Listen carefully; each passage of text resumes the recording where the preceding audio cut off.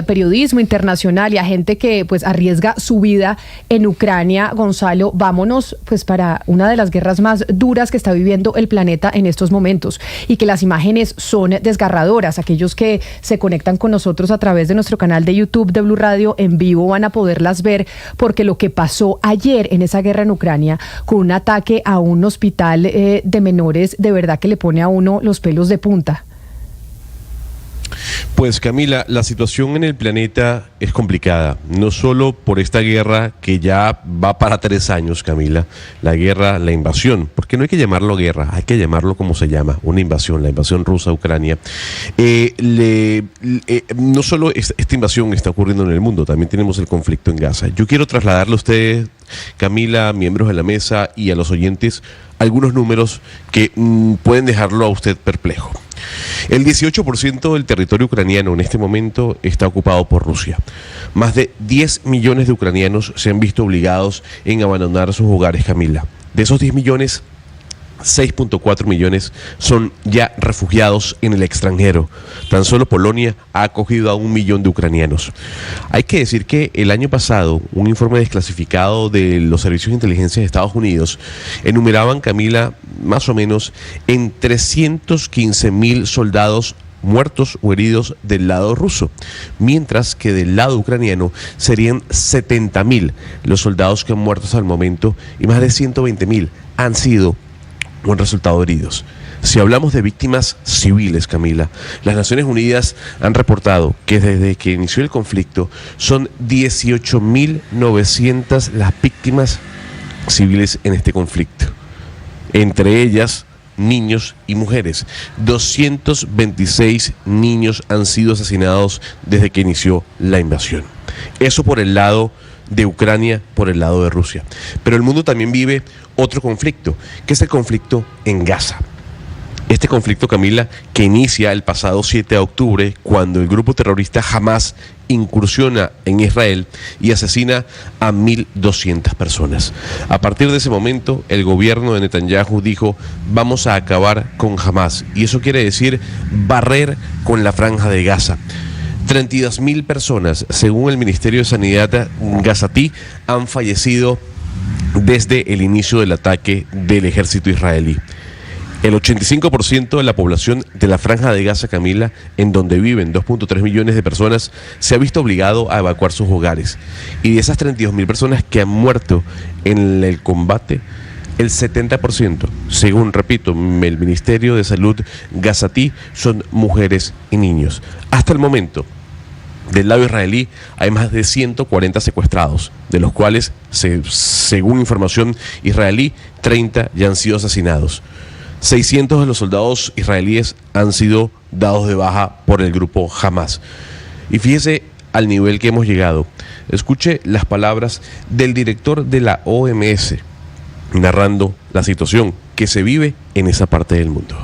War doesn't bring solution, except more war, more hatred, more agony, more destruction. So let's choose peace and resolve this issue politically. I think all of you have said the two-state solution and so on. Struggling to speak because the situation is beyond words. Básicamente, Camila, lo que esas dijo palabras, el director perdóneme, de la OMS, yo lo interrumpo, porque esas palabras le dieron la vuelta al mundo, las palabras del señor Tedros, que al final de la frase que usted ya nos va a traducir, pues se le quiebra la voz, y se le quiebra la voz y le dan ganas de llorar, porque dice, va mucho más allá de las palabras lo que uno está viendo en la franja de Gaza, y no solo en la franja de Gaza, también en Ucrania. Es decir, ver lo que está sucediendo con estos niños que se están muriendo de hambre, niños que no tienen opción y que no tienen futuro de absolutamente nada. De nada. Y él dice, cuando se le parte la voz, es muy difícil que no se me pueda partir la voz y aguantarme en medio de lo que tengo que describir. Y es que obviamente la guerra trae más guerra. La guerra no trae paz, sino trae más muertos y trae más violencia. Esto se tiene que detener. Y ese es el clamor de muchas personas, Camila.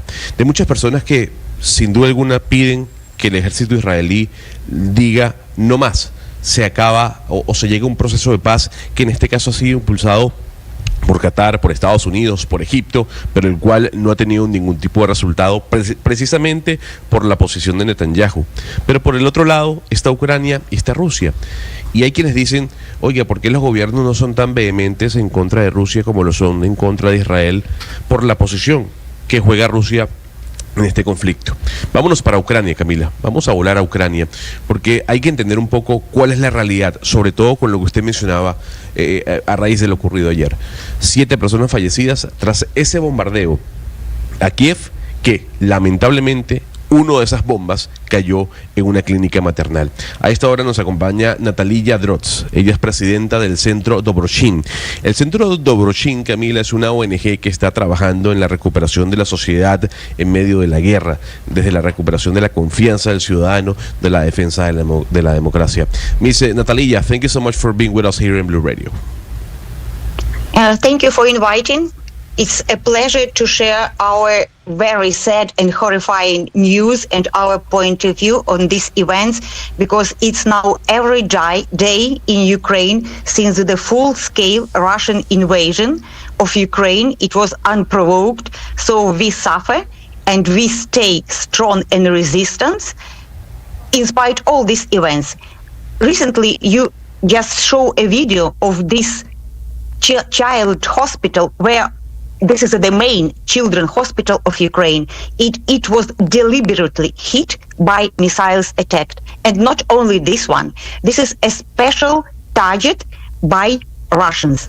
And what we see, people, can you imagine, it's almost 24 hours after this missile struck, and people of Ukraine, ordinary people and business companies, they collected during these 24 hours more than $6 million to renovate and to reconstruct the building. We can do this. We are strong and resilient. What we cannot do, save our people's life, save our children's life. This is beyond, because we do not have enough air defense system and we do not have enough weapon. Ms. Natalia, imagine you are living in your own house. Yes. Allow us 1 second to translate what you just said. Lucas, ¿qué nos dijo ella precisamente cuando Gonzalo la saluda sobre la situación que están viviendo aquellos que viven en medio de la guerra, en este caso en Ucrania? Sí, señora, lo que nos dice la señora Drozd es que, pues primero nos agradece por tenerla aquí, por invitarla y por poder compartir con nosotros pues todo lo que está pasando en Ucrania en los últimos días, en los últimos meses, y poder compartir también su punto de vista con esto, porque desde los últimos meses de que escaló la guerra en Ucrania, esto es lo que está pasando todos los días. Hacía referencia al video que estábamos viendo en nuestro canal de YouTube y nos dice que estábamos viendo ese video del hospital infantil, el hospital pediátrico más importante de Ucrania, que fue atacado ayer de manera deliberada con misiles, y que este pues es uno de los objetivos que han tenido los rusos en los últimos meses, y que por ejemplo pues hay que hacer recolectas de dinero para poder reconstruir y todas las infraestructuras civiles que han sido atacadas. Y lo que nos decía a lo último es: no tenemos las armas y la defensa suficiente para podernos defender y poder salvar la vida, no solo de nuestros niños, que por supuesto, pero de toda nuestra gente. Pero además, esta ONG en la que ella trabaja, lo que busca, como nos decía Gonzalo, es recuperar la confianza de la gente en medio de la guerra. Y yo le quiero preguntar a la señora Drozd, es cómo se logra recuperar la confianza en medio de la guerra pues constante, cuando usted todos los días tiene ataques encima de su casa, como ella nos lo estaba diciendo. Ms. Drozd, I wanted to ask you how you regain trust and confidence in the middle of the war. You were explaining how you live every day, how you have these attacks from Russia on your homes and everything, but your non-profit works on regaining confidence in people, on regaining trust in life. How do you do that? When the full invasion started, Se me fue la comunicación. Vamos a ver si algo pasó y se me fue el audio de nuestra invitada, que la tenemos, Gonzalo, conectada por vía celular o a través de WhatsApp. Gonzalo. And then we decided that, okay. Sorry. No, don't worry. We're having problems with the communication. Let us start again. Okay. So you were answering my question. Yes. At first, we were, like nobody expected that you can wake up from the explosions near your house. For example, my own city, it was under siege more than 1 month. So I personally survived during all this artillery shelling without any protection, without anything, more than without water, without electricity, without warmth. So people share everything between ourselves. And so during this time, all Ukrainian people decided that it's our choice to be resilient and to be adaptive. We do not want to be the victims. We are not victims. We choose to be proactive and to protect our homes and our land. It's our choice. Nos dice Camila que los últimos meses han sido muy duros, pues imagínese usted despertarse todas las mañanas con bombardeos a la vuelta de la esquina de su casa, sobrevivir a cortes de agua, cortes de electricidad, pero que lo que los ucranianos han decidido es que ellos no quieren ser víctimas, que quieren ser resilientes, adaptativos y proactivos y de esta manera poder proteger su tierra, sus hogares y a su gente. Yo quiero preguntarle sobre el apoyo que han recibido de varios países, porque varios países los han apoyado y han apoyado la causa ucraniana, diciendo que esto es una invasión, pero hay otros países que no. De hecho, pues el nuestro, Colombia, no ha sido tan fuerte con condenar a Rusia por su accionar en Ucrania y por lo que está sucediendo en ese territorio. ¿Qué le diría a esos mandatarios y a esos países que no los han apoyado? Ms. Drost, many countries have support Ukraine and support your cause, but many others not. And we're calling you from Colombia. And our president, he hasn't been very supportive from Ukraine for the Ukraine perspective. So what would you say to those countries and those leaders that are skeptical about what is doing Ukraine and what is happening in your territory with Russia? You never know. So if you are now skeptical, so you could be the next victim of someone who is more powerful. Now we see this war as a war between the democracy and autocracy. So that's why this is their country can see now who will win or who will lose. So it's not about Ukraine, as you see. It's more about alliances, or maybe how to call. Yes, alliances between various countries. What future of the global planet could be? Because it's very existential point. Will Latvia, the country, big country with the nuclear, to dictate rules to everybody? There is no rule of law. So they could be very easily the next one, very easily. So it's time to them to think.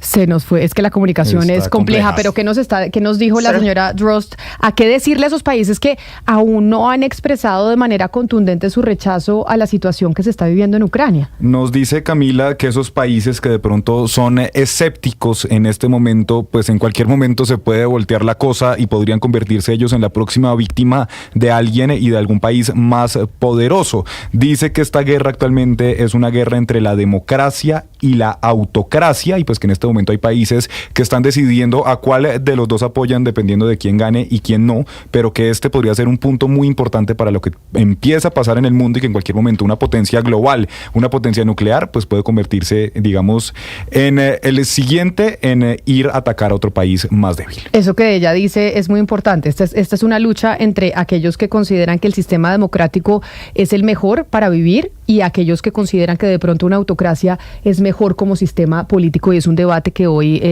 vive el mundo. Ms. Drost, thank you very much for attending this call. It was a pleasure talking to you. Sorry for the problems we had with the communication, but you know that is how it is. Thank you so much.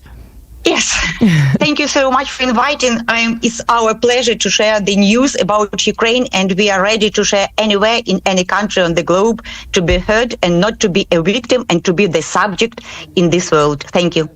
¿Qué nos dijo al final, Lucas, la señora Drost, que es la directora de esta ONG que trabaja por reconstruir la confianza de la ciudadanía en medio de la guerra, que me parece un trabajo pues muy difícil? Muy complejo. Nos dice Camila nuevamente que nos agradece mucho por haberle invitado, que para ella es un placer siempre poder compartir las noticias y todo lo que está pasando en Ucrania, y que están listos para hablar tanto nuevamente con nosotros como en cualquier lugar del mundo, y reiteran que ellos han decidido no ser víctimas, sino ser proactivos y resilientes. Yo creo, Lucas, Camila,